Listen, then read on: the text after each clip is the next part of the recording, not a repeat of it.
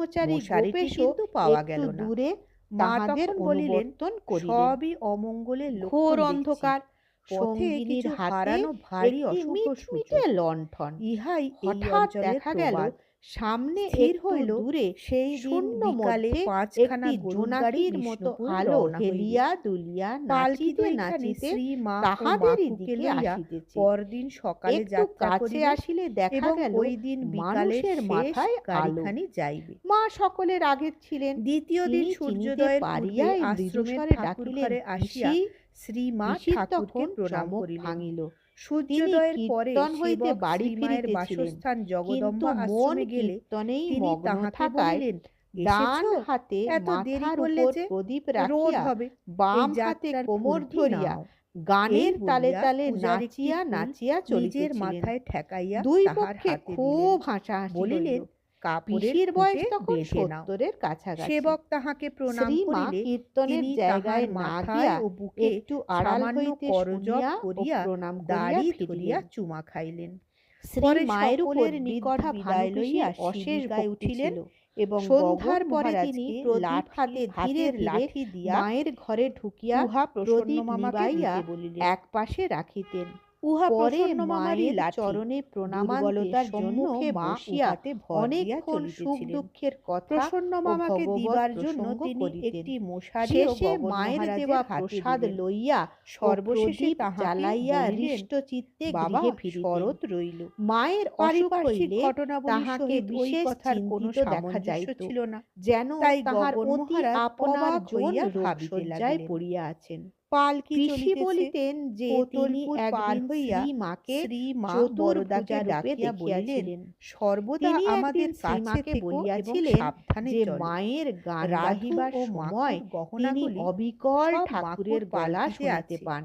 কথাটা মা শুনিয়া বলিলেন, বরদা কি স্বভাবতই জানি বাপু, সতর্ক হইলেন তুমিই জানো। এবং মায়ের পিসি অনুগত তবু বেহারাদের বলিতেন, সর্দারকে ঠাকুর একান্তে তোমার ডাকিয়া ভিতর আছেন। জানাইলেন, মা ভানু ভয় পিসি পাচ্ছেন, শ্রীমায়ের সাবধানে বাল্য পথ চলতে সঙ্গিনী হবে, ছিলেন বিশেষত এবং বৃদ্ধ বিষ্ণুপুরের কাছে বয়সেও জঙ্গলে। তাহার সহিত সর্দার মাঝে মাঝে তাহাকে সাহস কলকাতা দিয়া ও বলিল, কাশী আমরা প্রভৃতি 32 স্থানে জন বাস বেহারা আছি করিয়াছিলেন। এবং প্রত্যেকের একখানি করে 1319 মজবুত সালের লাঠি পৌষ মাসে পালকির মা তলায় যখন আছে। কাশীতে লক্ষ্মীনিবাসে ছিলেন, জয়পুরে আসিয়া তখন মা স্বামী পালকি নামাইতে ব্রহ্মানন্দজি বলিলেন। একদিন তাহাকে গতবারে প্রণাম জয়রামবাটিতে করিতে যাইবার সময় আসিয়া তাহারা নিচের যে তলায় চটিতে রান্না করিয়া পিসিকে দেখিয়া খাইয়াছিলেন ফষ্টিনষ্টি উহা তখন আরম্ভ করিলেন। ভগ্ন প্রায়।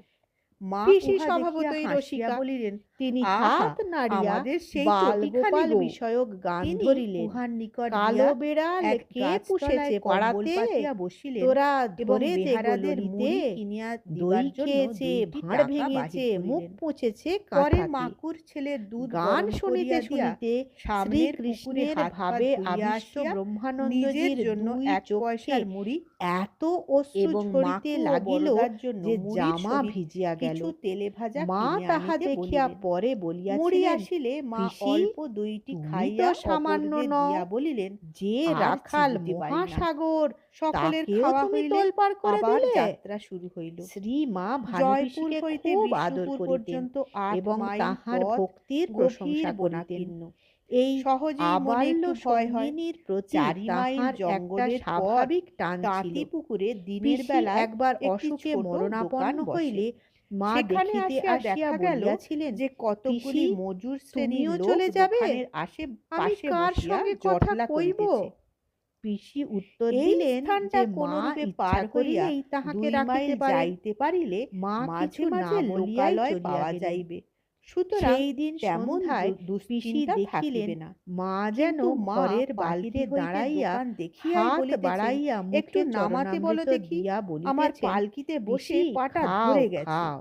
ওই দোকান থেকে আধ তখন পয়সার হইতে তেল ক্রমে তাহার একটা অসুখ শাল সারিয়া পাতায় গেল। করে এনে দাও, তাহার পাটায় ধারণা মালিশ হইল করি। যে মাই কথা তাহাকে শুনিয়া বাঁচাইয়াছেন। বরদা তো ভয় অস্থির। মা কিন্তু শেষে তাহার চুপি মুখে চুপি সে কথা বলিলেন, শুনিয়া বলিলেন, ওইখানে খারা সব পিসি, রয়েছে, ওসব আপনারা ঠাকুরের নেমে ইচ্ছা। কাজ নেই, আপনি ভানু বসে পিসির থাকুন, আমি অবস্থা তেল ভালো এনে ছিল দিচ্ছি। না, এদিকে কিন্তু আবার ভক্তি মাকু বলিয়া প্রভাবে উঠিল, সংসারের আমার দুঃখ মুড়ি খেয়ে তাহাকে খুব তেষ্টা স্পর্শ পেয়েছে, করিতে একটু পারিত জল না। খাবো। শ্রী মা মায়ের কহিলেন, কিঞ্চিৎ খা না, পূর্বেই ওই তিনি পুকুরটায় খেয়ে আয়। পরলোকগমন করেন। বরদা ত্রস্ত হইয়া বলিলেন, ও জল কি খাবে, খুব মৃগেন্দ্রের খারাপ। মা কিন্তু শ্রীমায়ের শ্রী মা অনুরাগী কহিলেন, গ্রামবাসীদের মধ্যে রাস্তায় ওই কত মৃগেন্দ্রের লোক মার নাম খাচ্ছে, কিছু উল্লেখযোগ্য। হবে না, যা শোনা যায় তুমি যাও, ইনি ওকে তাহার খাইয়ে আনো। নিকট দীক্ষা গ্রহণও সুতরাং তেল করিয়াছিলেন। কিনিয়া দিয়া ইনি মায়ের মাকে বাড়িতে জল মুড়ি খাওয়াইয়া ভাজা ও তবে তাঁতি সংসারের পুকুর অন্যান্য ছাড়িতে কাজ হইল। করিতেন। বেলা তাহার উপর আন্দাজ মায়ের 2টার খুব সময় বিশ্বাস ছিল। সকলে বৃদ্ধ বিষ্ণুপুরে বয়সেও গড় ইনি খুব দরজায় লজ্জাশীলা সুরেশ্বর ছিলেন। বাবুদের বাড়িতে ঘোমটা পৌঁছিলেন। টানিয়া চলিতেন স্বামী এবং মৃদু স্বরে কথা আত্মপ্রকাশানন্দ বলিতেন। প্রভৃতি গরুর মৃগেন্দ্রদের গাড়িতে বাড়ির পাশ সকালে দিয়া 8টায় শ্রীমাকে পৌঁছিয়াছেন। প্রতিদিন তাহারা যাতায়াত জিজ্ঞাসা করিতে করিলেন, হইত। এত দেরি কাজেই হলো কেন? এবং মৃগেন্দ্রের মা মুড়ি খাওয়ার জন্য নিত্যই বিলম্ব তাহার হইয়াছে দর্শন শুনিয়া পাইতেন। হাসিতে একবার লাগিলেন। জ্বর কারণ হওয়ায় মা বাঁকুড়ার 2-3 লোকের দিন বাহিরে হইতে অত্যধিক পারেন নাই। মুড়িপ্রীতি তাহাদের তাই নিকট বৃদ্ধা খুবই দুশ্চিন্তায় কৌতুকপ্রদ ছিল। ঘোমটা ফেলিয়া সুরেশ্বর একদিন বাবু কয়েক মাস সকালে পূর্বেই দ্রুত পদে দেহত্যাগ মায়ের করিয়াছেন। বাড়িতে আসিয়া আবেগ ভরে শ্রীমা বলিলেন, তাহার এই কথাই যে গো আমার বলিতেছেন, আহা, রাজরাজেশ্বরী আমি অসুখ এখানে করে এলে বিছানায় সুরেশ পড়ে আমার আছেন। সর্বদা তাই জোড় তো হাত করে কদিন দর্শন ওইখানটিতে পাইনি। দাঁড়িয়ে থাকতো। ওদিকে যাওয়া কখনো হয় না, বারান্দাটিতে চারদিক পর্যন্ত অন্ধকার উঠতো না। হয়ে আছে। কি ভক্তি ছিল! মৃগেন্দ্রের মা তাহার একদিন সম্বন্ধে একজনকে শ্রীমা মাঝে বলেছিলেন, মাঝে বলিতেন, মা যে সুরেশ সাক্ষাৎ যেন ভগবতী, দ্বিতীয় গিরিশবাবু। এবং এই কথার সেই দিন এবং পরের প্রমাণস্বরূপ দিন মায়ের বিষ্ণুপুরে কাটাইয়া অলৌকিক জন্ম তৃতীয় বৃত্তান্ত দিন মধ্যাহ্নে শুনাইয়াছিলেন। আহারাদি তিনি সারিয়া শিহরের মেয়ে। সকলে তাহার এক পিতৃকুল তৃতীয় শ্রীমায়ের শ্রেণীর মাতুল গাড়িতে বংশের কলকাতায় এবং যাত্রা করিলেন শ্বশুরকুল এবং 27শে পিতৃবংশের ফেব্রুয়ারি যজমান শুক্রবার ছিলেন। রাত্রি উহাই প্রায় শ্রীমায়ের 9টার সহিত সময় উদ্বোধনে মৃগেন্দ্রের মার পৌঁছিলেন। ঘনিষ্ঠতার অন্যতম কারণ। মায়ের অস্থি চর্মসার শ্রীরামকৃষ্ণকে শরীর দেখিয়া দর্শনের সৌভাগ্য সচকিতা তাহার যোগিনমা হইয়াছিল, ও গোলাপমা কিন্তু তাহার বয়স কম বলিয়া সঙ্গীদিগকে কথা অনুযোগ বলার সহকারে সুযোগ বলিলেন, হয় নাই। তোমরা কি মাকে তিনি নিয়ে এলে বলিলেন, গো? আমরা ভূতের ঘরের মতো ভিতর কালো, থেকে দেখতুম কেবল চামড়া তিনি ও হাড় যখন খাখানি আমাদের এনে ঘরের হাজির সামনে করলে গো। দিয়া মায়ের আহেরের শরীর দিকে যে এত শৌচে খারাপ, যেতেন, তা তো কান আমরা পেতে মোটেই তাঁর বুঝতে পারিনি। কথাবার্তা শুনতুম। পরের দিন আমার হইতেই শাশুড়ির স্বামী সঙ্গে অনেক শারদানন্দজি আলাপ ও মায়ের রঙ্গরস হতো। চিকিৎসার সর্বপ্রকার জয়রামবাটিতে ব্যবস্থা শ্রী করিলেন। মায়ের মন্দির 16ই প্রতিষ্ঠার ফাল্গুন কিছুকাল 28শে পরেই ফেব্রুয়ারি তিনি হইতেই দেহত্যাগ করেন। ডাক্তার কাঞ্জিলারের হোমিওপ্যাথিক চিকিৎসা এখানে আরম্ভ এই হয় যে পরিচয় এবং রয়েছে 4 দিন পরে তার সম্বন্ধে জ্বরের বলা বিরাম হয়েছে। হয়। গ্রন্থ লিখিত কিন্তু শ্রী শ্রী 22শে রামকৃষ্ণ ফাল্গুন বিকালে ভক্তগণের আবার পরিচয় 101 শ্রী ডিগ্রি শ্রী জ্বর হয়। রামকৃষ্ণ লীলা প্রসঙ্গ, উন্নতির কোনো শ্রী শ্রী লক্ষণ দেখা রামকৃষ্ণ না যাওয়ায় কথামৃত অথবা 29শে শ্রী ফাল্গুন রামকৃষ্ণ কবিরাজ ভক্তমালিকায় শ্যামাদাস পাওয়া যাইবে বাচস্পতিকে বলিয়া ডাকিয়া আনা এখানে হয়। দেওয়া হইল না। এই নূতন বর্তমান চিকিৎসার ফলে গ্রন্থের জন্য শ্রী মায়ের 7ই চৈত্র শিষ্যদের হইতে সকলের 15 পরিচয় দিন দেওয়া জ্বর অসম্ভব বন্ধ বা ছিল। অনাবশ্যক ইহাতে বোধে সকলেরই সেই আনন্দ হইল। চেষ্টাও করা হয় নাই। এমনকি ভক্তেরাও একদিন উপরে আসিয়া প্রণাম করিয়া গেলেন। কিন্তু পরে রোগ আবার দেখা দিল। এই সময় আর এক অসুবিধা ঘটিল। কবিরাজ প্রতিদিন সকালে এক তিক্ত পাচন খাইতে বলিয়াছিলেন। উহা খাইতে মায়ের কষ্ট হইত এবং মুখ এত তিক্ত হইয়া যাইত যে মধ্যাহ্ন পর্যন্ত আহারে রুচি হইত না। সুতরাং তেমন কিছু খাইতেও পারিতেন না। কবিরাজকে ইহা জানাইলে তিনি বলিলেন যে এই রোগের জন্য তাহাদের শাস্ত্রে তিক্ত ছাড়া ঔষধ নাই। উপায়ন্তর না দেখিয়া 26শে চৈত্র 8ই এপ্রিল হইতে ডাক্তারি চিকিৎসার জন্য শ্রীযুক্ত বিপিন বিহারী ঘোষকে ডাকিয়া আনা হইল। ইনি প্রায় 1 মাস চিকিৎসা করিলেন। ইহাতেও ফল না হওয়ায় 18ই বৈশাখ 1লা মে হইতে ডাক্তার প্রাণধন বসুর হস্তে চিকিৎসার ভার অর্পিত হইল। রোগ নির্ণয়ের জন্য ডাক্তার সুরেশচন্দ্র ভট্টাচার্য ও ডাক্তার নীলরতন সরকারকেও একদিন আনা হয়। 16ই মে প্রাণধনবাবু শ্রী মায়ের কালাজ্বর হইয়াছে বলিয়া অভিমত প্রকাশ করিলেন। তিনি খুব যত্নের সহিত চিকিৎসা করিয়াছিলেন, কিন্তু ইহাতেও ফল হইল না। 18 জ্যৈষ্ঠর 1লা জুন পূর্বেই স্পষ্ট বোঝা গেল যে ডাক্তারেরা হতাশ হইয়া পড়িয়াছেন। সুতরাং ওই দিন হইতে কবিরাজ রাজেন্দ্রনাথ সেন চিকিৎসা করিতে লাগিলেন। ওই সঙ্গে কবিরাজ কালীভূষণ সেনও মাকে দেখিতে আসিতেন। ইহার পরে কবিরাজ শ্যামাদাসকে পুনরায় আনা হয়। তাহার ছাত্র কবিরাজ রামচন্দ্র মল্লিক নিত্য মাকে দেখিতে আসিতেন এবং স্বহস্তে ঔষধ প্রস্তুত করিয়া দিতেন। শেষ 3 দিন ডাক্তার কাঞ্জিলাল আবার হোমিওপ্যাথিক ঔষধ দিয়াছিলেন। বস্তুত শ্রী মায়ের উদ্বোধনে আসা অবধি স্বামী শারদানন্দজি তাহার আরোগ্যের জন্য যথাসাধ্য চেষ্টা করিতে লাগিলেন। পূর্বোক্ত ৩ প্রকারের চিকিৎসা ছাড়া তিনি শান্তি স্বস্ত্যয়নাদিরও ব্যবস্থা করিলেন। কিন্তু অবস্থা যে ক্রমেই মন্দের দিকে যাইতেছে ইহা কাহাকেও বলিয়া দিবার প্রয়োজন ছিল না। প্রত্যহ ৩-৪ বার করিয়া জ্বর আসিত এবং জ্বর খুব বাড়িলে প্রায়ই হুঁশ থাকিত না। একে গ্রীষ্মকাল, তাহাতে আবার পিত্তাধিক্যের জন্য শরীরে এত জ্বালা হইত যে মা বলিতেন পানা পুকুরের জলে গা ডুবিয়ে থাকব। সেবক ও সেবিকারা বরফে নিজেদের হাত ঠান্ডা করিয়া তাহা তাহার গায়ে বুলাইয়া দিতেন। বরফ না থাকিলে যাহাদের গা ঠান্ডা মা তাহাদের গায়ে হাত রাখিতেন। অবিরাম অসুখে ভুগিয়া তিনি শেষাশেষি বালিকার মতো হইয়া গিয়াছিলেন। অধিকন্তু দীর্ঘকাল শুইয়া থাকিতেও ভালো লাগিতেছিল না। একদিন সকালে রাসবিহারী মহারাজকে ডাকাইয়া বলিলেন, আমাকে কোলে করে বসো। সেবিকা সরলা দেবী কাছেই ছিলেন। রাসবিহারী মহারাজ তাহাকে বলিলেন, মাকে একটু কোলে করে বসো, তোমরা মেয়ে ছেলে। তিনি চুপ করিয়া থাকায় অবশেষে বালিশ উঁচু করিয়া তাহাতে ঠেসান দিয়া মাকে বসানো হইল এবং গায়ে হাত বুলাইয়া শান্ত করা হইল। এইরূপ অসীম যন্ত্রণাদায়ক অসুখের মধ্যেও দেখা যাইত যে শ্রী মায়ের মাতৃহৃদয় সর্বদাই স্নেহে উদ্বেলিত হইতেছে। বরং এই সময় যেন উহার অধিকতর বিকাশ দেখা যাইত। সকালবেলা কবিরাজের বাড়ি যাইবার পূর্বে সেবক যখন অসুখের খবর লইতে মায়ের নিকট উপস্থিত হইতেন, তখন তিনি বলিতে ভুলিতেন না, খেয়ে যাও, বেলা হবে। কবিরাজেরা তাহাকে দেখিয়া নিচে নামিয়া গেলে বলিতেন, বুড়োর গঙ্গাপ্রসাদ সেনের নাতিকে অর্থাৎ কবিরাজ কালীভূষণ সেনকে জল খেতে দাও, সন্দেশ দাও, আম দাও। রাম কবিরাজকে দাও, বুড়ো কবিরাজকে অর্থাৎ রাজেন্দ্রনাথ সেনকে দাও। ডাক্তার কাঞ্জিলাল দুর্গাপদ বাবু বা শ্যামাপদ বাবু যে কেহ আসিতেন, মা তাহাদের প্রতিও এই রূপ স্নেহমমতা দেখাইতেন এবং কুশল জিজ্ঞাসা করিতেন। একদিন আরামবাগের প্রভাকর বাবু ও মনীন্দ্রবাবু আসিলে তিনি ক্ষীণ স্বরে থামিয়া থামিয়া জিজ্ঞাসা করিলেন, ভালো আছো বাবা? বাঁচব কি? কিছু খেতে পারি না, বড় দুর্বল। তারপর দেশের খবর লইলেন। জল হয়েছে কি?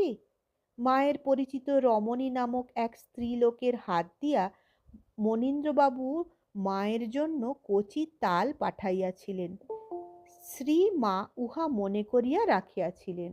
তাই বলিলেন, রমণী কখন এসেছিল জানি না, জ্বরে হুঁশ ছিল না, তাকে বলো সে যেন মনে দুঃখ না করে।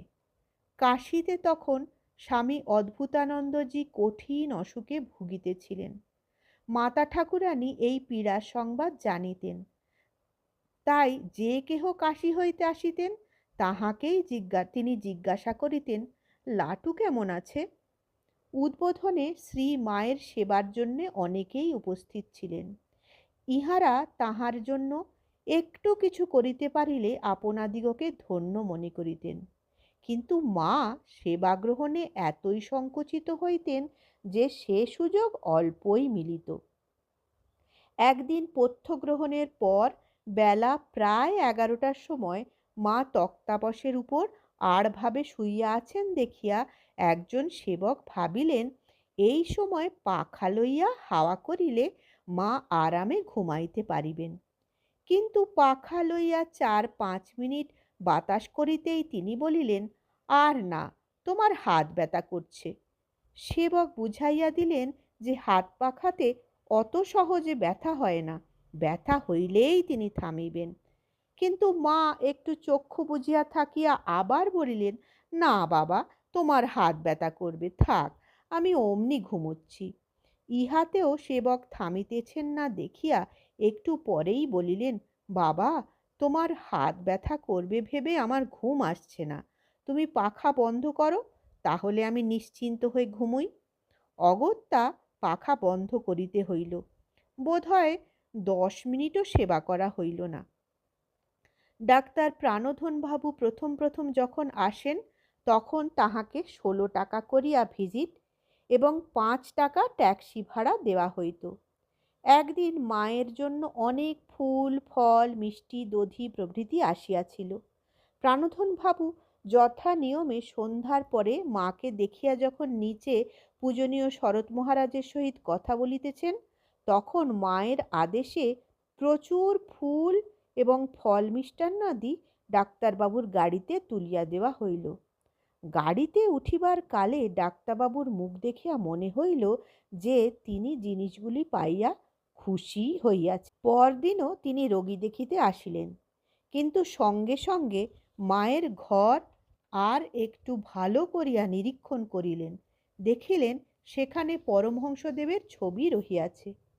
ডাক্তারবাবু খ্রিস্টান, কিন্তু তবু তাহার উদার মনে এক নূতন ভাবের উদয় হইল। তিনি নিচে গিয়া শারদানন্দজিকে জিজ্ঞাসা করিলেন, আমি এতদিন কার চিকিৎসা করছি? শরৎ মহারাজ সব কথা খুলিয়া বলিলেন এবং প্রশ্নের উত্তরে ইহাও জানাইলেন যে চিকিৎসার ব্যয় ভক্তেরাই বহন করিতেছেন। সহৃদয় ডাক্তারবাবু সেই দিন হইতে ভিজিট লওয়া বন্ধ করিলেন। শুধু তাহাই নহে, কিছুদিন পরে যখন চিকিৎসার পরিবর্তন হইল, তখনও তিনি নিজ ব্যয়ে ট্যাক্সি করিয়া প্রতি সন্ধ্যায় আসিতেন এবং অনেকক্ষণ থাকিয়া মায়ের সংবাদ লইতেন। রোগের প্রথমাবস্থায় শ্রী মায়ের স্নেহ ও সৌজন্যের ন্যায় আত্মীয়বর্গের প্রতি সপ্রেম ব্যবহারও বিশেষ চমকপ্রদ ছিল। চৈত্র মাসের প্রথম দিকে কলকাতায় ইটালির উৎসবে যাইবার পথে লক্ষ্মী দিদি ও রামলাল দাদা প্রভৃতি মাকে দেখিতে আসিলেন। কথায় কথায় অনেকক্ষণ কাটিয়া গেলে মা লক্ষ্মী দিদিকে বলিলেন যে যোগিন মা জ্বরে পড়িয়া আছেন। শুনিয়া লক্ষ্মী দিদি তাহাকে দেখিতে চলিলেন এবং সেখান হইতে বিদায় লইয়া আর মায়ের নিকট না আসিয়া উৎসবে চলিয়া গেলেন। কিছুক্ষণ অপেক্ষা করিয়াও মা যখন দেখিলেন যে লক্ষ্মী দিদি আর ফিরিলেন না এবং অনুসন্ধানক্রমে জানিলেন যে তিনি চলিয়া গিয়াছেন, তখন জনৈক সেবককে বলিলেন, দেখো, তখন লক্ষ্মীর সঙ্গে কথা কইতে কইতে ওকে কাপড় ও টাকা দিতে ভুলে গেছি। তুমি কেষ্টলালের স্বামী ধীরানন্দের সঙ্গে ইটালিতে গিয়ে উৎসব দেখে এসো আর লক্ষ্মীকে টাকা কাপড় দিয়ে এসো। ইটালিতে ওরা ঠাকুরকে বেশ সাজায়। এই বলিয়া 2টি টাকা এবং একখানি নরুন পার কাপড় বাহির করিয়া দেওয়াইলেন। ইহারই মধ্যে আবার তিনি ভক্তদিগকে ইষ্টলাভে সাহায্য তো করিতেনই, বিশেষ কোনো ভাগ্যবানকে মন্ত্রদীক্ষা দিয়াছেন বলিয়াও প্রমাণ আছে। এই বিষয়ে তিনি কাহারও নিষেধ শুনিতেন না। রোগশয্যায় শায়িতাবস্থায় তাহাকে 3টি নিদারুণ আঘাত সহ্য করিতে হইয়াছিল। 11ই বৈশাখ 24শে এপ্রিল স্বামী অদ্ভুতানন্দ দেহরক্ষা করেন এবং 31শে বৈশাখ 14ই মে শ্রী মায়ের আশ্রিত পরম ভক্ত রামকৃষ্ণ বসু মহাশয় শ্রী শ্রী ঠাকুরের পাদপদ্মে মিলিত হন। শ্রীমায়ের শারীরিক অবস্থা বিবেচনায় উভয় সংবাদই তাহার নিকট গোপন করার কথা ছিল, কিন্তু অনবধানতাবশত গোলাপ মা উহা বলিয়া ফেলিলেন। সংবাদ শুনিয়া শ্রী মায়ের চক্ষে অশ্রু ঝরিতে লাগিল। সেদিন জ্বরও বৃদ্ধি পাইল এবং রাত্রে সুনিদ্রা হইল না।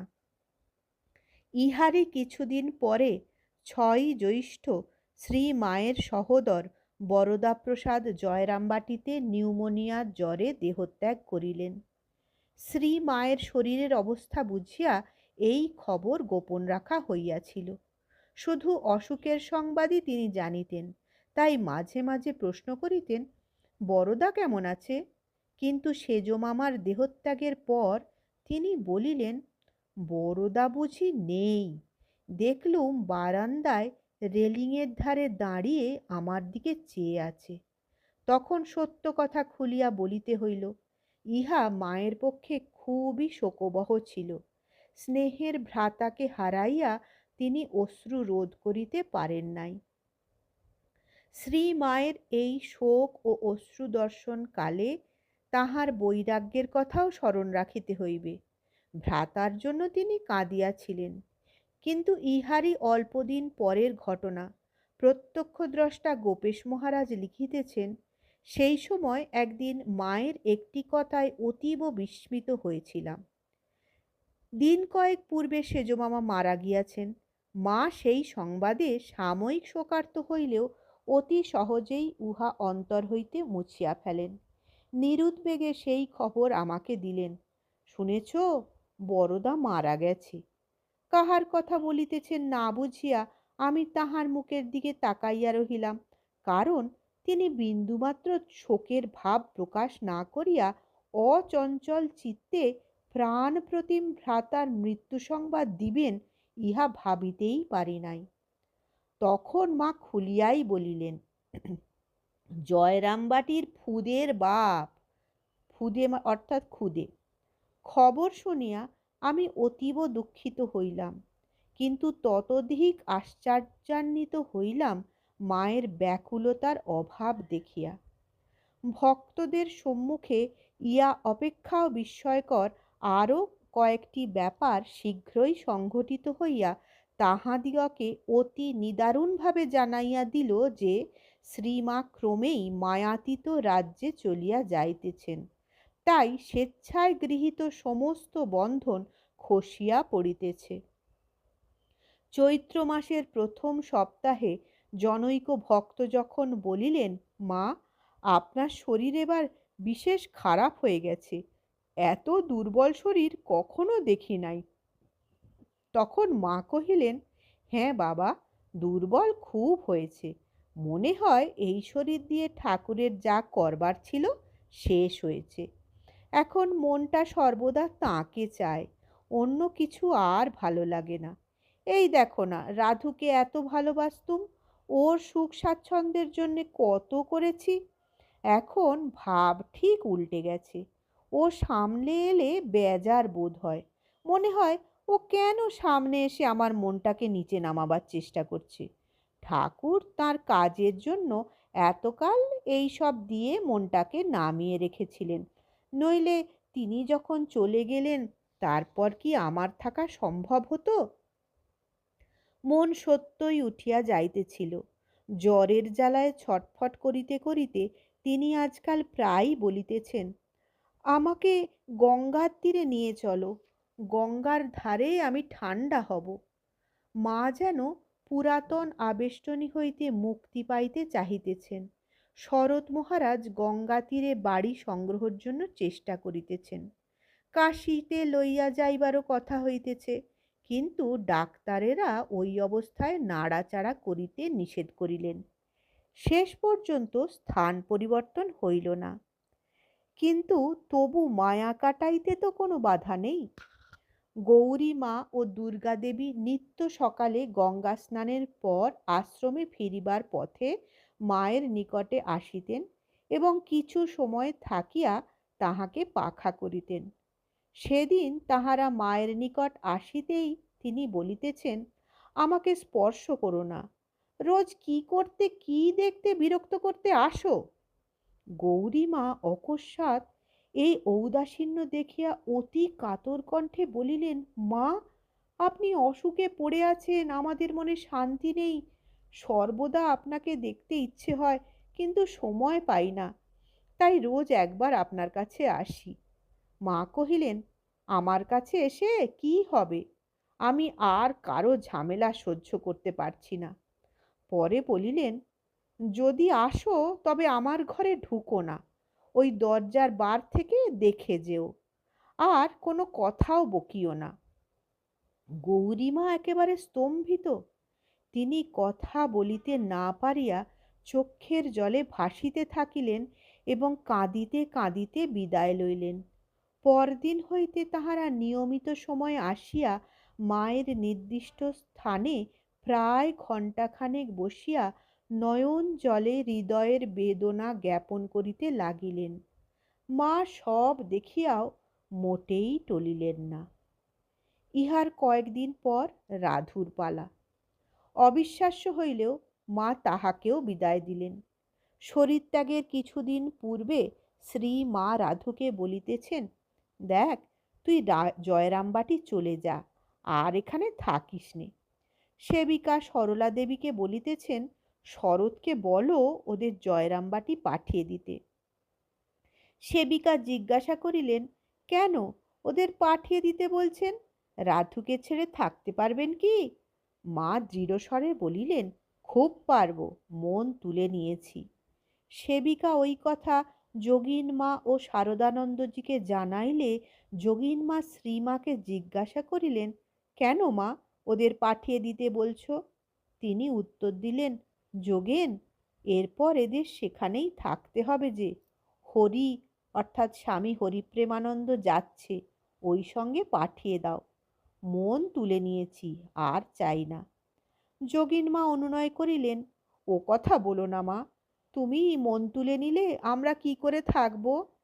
মায়াতীত লোকে প্রসারিত দৃষ্টি শ্রী মা বলিলেন, যোগেন, মায়া কাটিয়ে দিয়েছি, আর নয়। যোগীন মা ইহার উপর আর কি বলিবেন? ভারাক্রান্ত হৃদয়ে শারদানন্দজির নিকট গিয়া সব জানাইলেন। তিনিও শুনিয়া হতাশ চিত্তে দীর্ঘশ্বাস টানিয়া বলিলেন, তবে আর মাকে রাখা গেল না। রাধুর উপর থেকে যখন মন তুলে নিয়েছেন, তখন আর আশা নেই। সেবিকা নিকটেই ছিলেন, তাহাকে তিনি বলিলেন, তোমরা চেষ্টা করে দেখো, যদি মার মন রাধুর উপর একটু ফিরে আসে। কিন্তু তাহাদের চেষ্টায় কোনোই ফল হইল না। তাহাদের উদ্দেশ্য বুঝিয়া শ্রী মা একদিন স্পষ্টই বলিলেন, যে মন তুলে নিয়েছি তা আর নামবে না যেন। শ্রী মায়ের এই দৃঢ় নিশ্চয় ক্রমেই স্ফুটতর হইয়া সকলকে অতিমাত্রায় শঙ্কিত করিয়া তুলিল।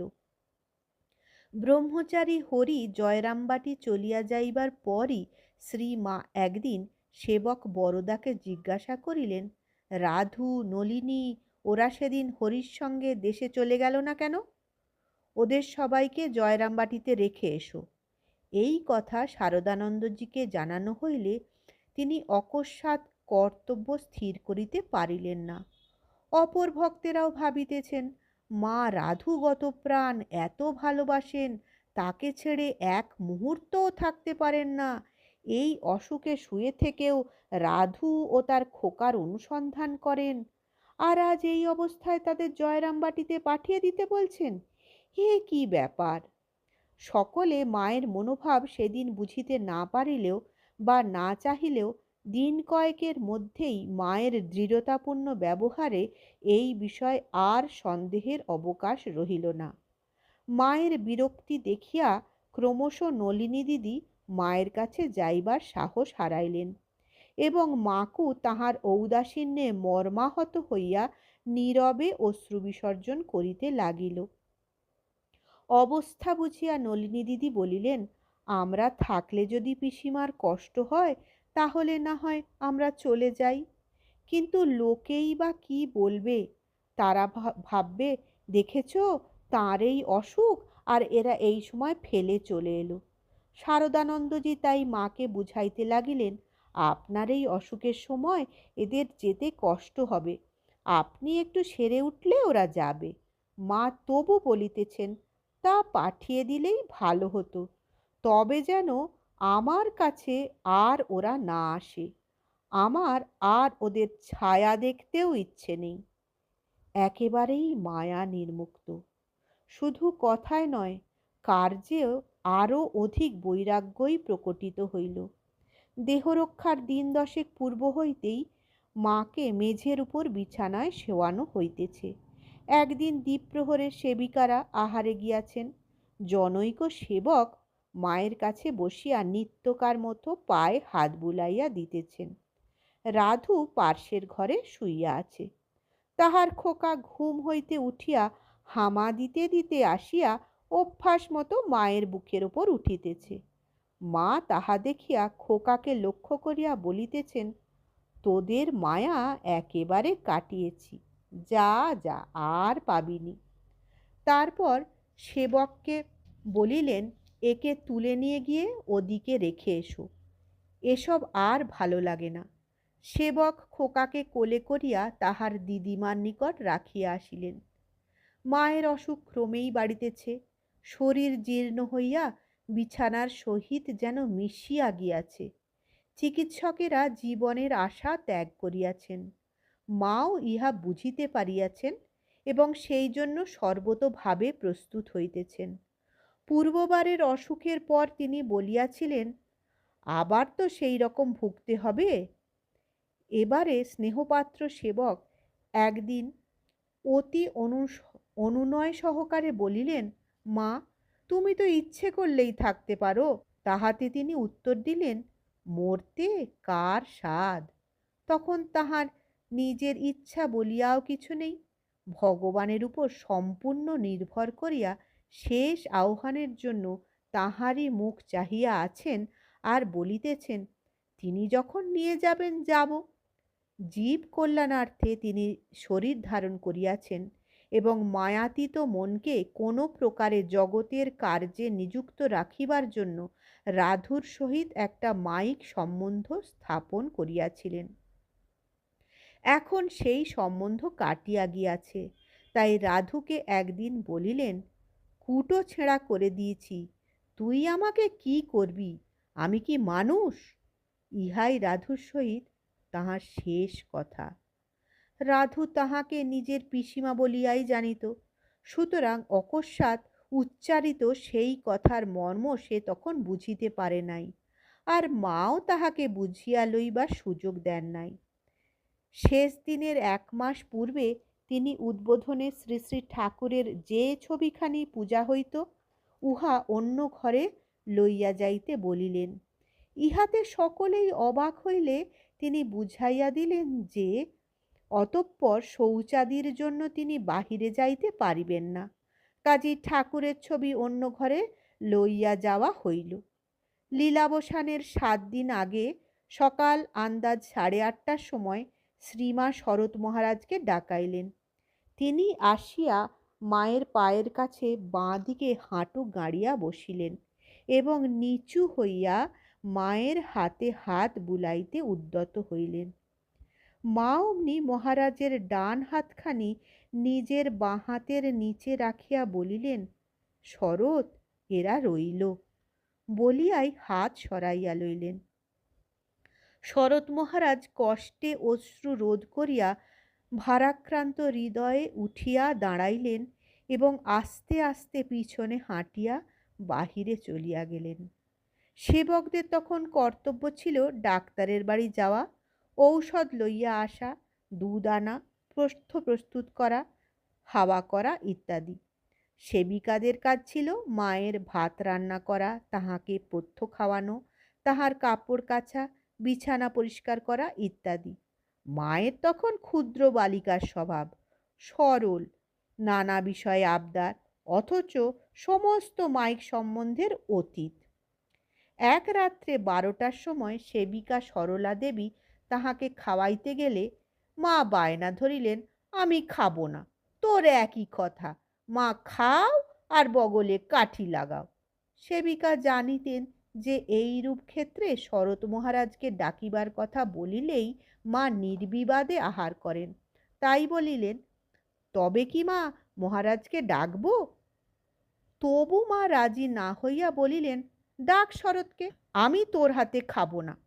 খবর পাইয়াই শারদানন্দজি তৎক্ষণাৎ উপস্থিত হইলে মা তাহাকে কাছে বসাইয়া বলিলেন, একটু হাত বুলিয়ে দাও তো বাবা, এবং তাহার হাত দুখানি লইয়া বলিলেন, দেখো না বাবা, এরা আমাকে কত বিরক্ত করছে, খালি খাও খাও এদের রব, আর জানে খালি বগলে কাঠি দিতে, তুমি ওকে বলে দাও যেন বিরক্ত না করে। শারদানন্দজি কোমল কণ্ঠে বলিলেন, না মা, ওরা আর আপনাকে বিরক্ত করবে না। এইভাবে সান্ত্বনা দিয়া একটু পরে জিজ্ঞাসা করিলেন, মা, এখন কি একটু খাবেন? মা বলিলেন, দাও। মহারাজ সেবিকাকে খাবার আনিতে বলিলে শ্রী মা কহিলেন, না, তুমি আমাকে খাইয়ে দাও, আমি ওর হাতে খাবো না। শারদানন্দজি ফিডিং কাপ হাতে লইয়া একটু দুধ খাওয়াইয়া বলিলেন, মা, একটু জিরিয়ে খান। এই মিষ্ট কথায় শ্রীমা পরিতৃপ্ত হইয়া বলিলেন, দেখো তো কি সুন্দর কথা, মা, একটু জিরিয়ে খান। এই কথাটা আর ওরা বলতে জানে না। দেখো তো, বাছাকে এই রাতে কষ্ট দিলে। যাও বাবা, শোও গিয়ে, বলিয়া প্রিয় সন্তানের গায়ে হাত বুলাইয়া দিলেন। শারদানন্দজি মশারি ফেলিয়া দিয়া বলিলেন, এখন আসি মা। মা কহিলেন, এসো বাবা, বাছার কত কষ্ট হলো। এই পর্যন্ত শারদানন্দজির মনে সেবার আকাঙ্ক্ষা থাকিলেও তিনি মাত্র দূর হইতেই উহা করিতে পারিতেন। শেষ অসুখের সময় শ্রীমা তাহার সেই বাঞ্ছা পূর্ণ করিয়া দিলেন। সেই রাত্রির ঘটনা ওইখানে সমাপ্ত হইলেও শ্রীমায়ের রোগজনিত ছেলে মানুষই বাড়িয়াই চলিল। তাই পরদিন সকালে তিনি তাহার বালক সেবক বরদাকে বলিলেন, তুমি কোথাও যেও না, সর্বদা আমার কাছে থাকো। ওরা আমাকে বড় জ্বালাতন করছে, কেবল কাঠি দেওয়া আর খাও খাও। এই ভাব ক্রমেই স্ফুটতর হইতে লাগিল। ইহাতে শরৎ মহারাজও বিশেষ চিন্তিত হইয়া পড়িলেন। তিনি মায়ের কাছে আসিয়া তাহার বিছানায় বসিয়া এবং একখানি হাত সযত্নে কোলের ওপর তুলিয়া ধীরে ধীরে মাথায় হাত বুলাইতে বুলাইতে অতি নম্র ও কোমল স্বরে ছোট বালিকাটিকে বুঝাইবার মতো বলিলেন, মা, ওদের মনে খুবই কষ্ট হবে, ওরা আর কাঠি দেবে না। এই খাওয়াবার সময় হলো, কে খাওয়াবে? তারপর সেবককে বলিলেন, দুধটা ফিডিং কাপে করে দাও তো বড়দা, এই সময় আমিই খাইয়ে দিই। তখন দুইজন সেবক, রাসবিহারী মহারাজ ও বরদা মহারাজ, এবং দুইজন সেবিকা, সরলা দেবী ও নবাসনের বউ ছিলেন। সাময়িকভাবে অপরে ইহাদিগকে সাহায্য করিতেন। মা বলিলেন, কেন, এই বরদা খাওয়াবে? দুধ নিয়ে এসো বরদা, আমি খাচ্ছি। সেবক দুধ আনিয়া মায়ের মুখে দিতে তিনি চমকিয়া উঠিলেন। উহা তাহার পক্ষে একটু বেশি গরম ছিল, কিন্তু পাছে শরৎ মহারাজ অথবা সেবক কিছু মনে করেন, সেজন্য অতি স্নেহবরে বলিলেন, ও কিছু নয়, আর সামান্য একটু ঠান্ডা করে দাও, বরদা বেশ পারবে। ফলত মায়ের সর্বপ্রকার অবস্থার সহিত তখনও মিশ্রিত ছিল এক অসীম করুণা। সেবকের ত্রুটিস্থলেও তাহার প্রতি সস্নেহ ব্যবহারে আমরা ইহার প্রমাণ পাইয়াছি। সেবিকার প্রতি পরবর্তী ব্যবহারও তেমনি স্নেহকোমল। এইরূপ রোগীর পক্ষে বারবার আহার করা ও থার্মোমিটার দেওয়া সম্বন্ধে বিরক্ত হওয়া স্বাভাবিক জানিয়া সরলা দেবী পূজ্যপাদ শরৎ মহারাজকে কাজ বদলাইয়া দিতে বলিলেন। তিনি তাহাই করিলেন। অতঃপর 2 দিন বরদা ও নবাসনের বউ দুধ খাওয়ানো ও থার্মোমিটার দেওয়া ইত্যাদির কাজ করিতে থাকিলেন এবং সরলা দেবী অন্য কাজ লইয়া রহিলেন।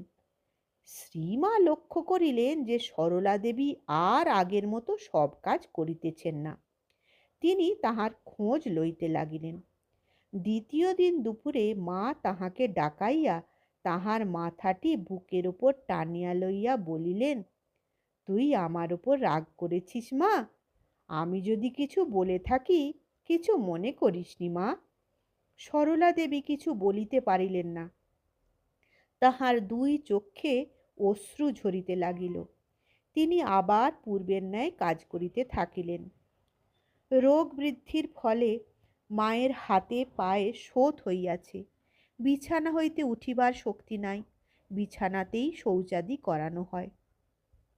শ্রীমতী সুধীরা ও নিবেদিতা বিদ্যালয়ের মেয়েরা পালাক্রমে সব সময় থাকিয়া সেবা করেন।